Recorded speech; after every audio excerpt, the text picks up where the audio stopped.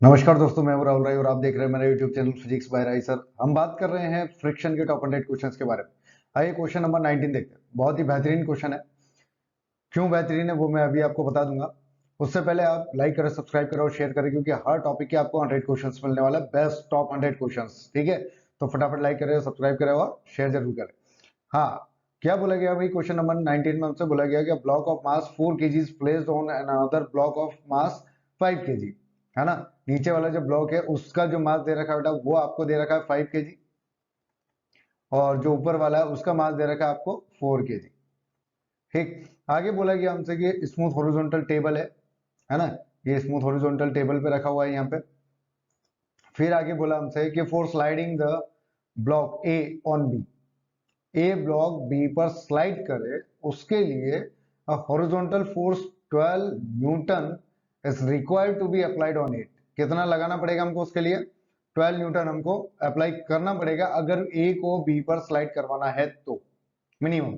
ठीक, तो how much maximum horizontal force can be applied on B, B पर हम कितना हॉरिजॉन्टल फोर्स अप्लाई करें, एफ। तो ए और बी दोनों साथ में मूव करने चाहिए और एक्सेलरेशन भी हमको इनका बताना है। ठीक, तो क्या करेंगे बेटा, अगर यहाँ पे मैं आपसे बात करता हूँ कि दोनों अगर साथ में मूव कर रहे हैं, मूव टुगेदर, है ना, तो F इज इक्वल टू क्या हो जाएगा, मास, मतलब m1 plus m2 total mass into acceleration, है ना। तो यहाँ से A की जो वैल्यू आई वो कितनी आ गई बेटा, F बाई 9 मीटर पर सेकेंड स्क्वायर। कितना आ गया, F बाई 9 मीटर पर सेकेंड स्क्वायर। इतना होना चाहिए एक्सेलरेशन। ठीक, लेकिन F नहीं पता हमको, F चाहिए। हम कैसे निकालेंगे कि जो ऊपर वाला ब्लॉक है, अगर मैं इस ए ब्लॉक की बात करूं तो इस ए ब्लॉक के बारे में क्या करेंगे बेटा अपन, यहाँ पे नीचे ब्लॉक बी है, तो जब ये ऐसा मूव करेगा तो इस पर स्यूडो फोर्स लगेगा। किधर की तरफ, पीछे की तरफ।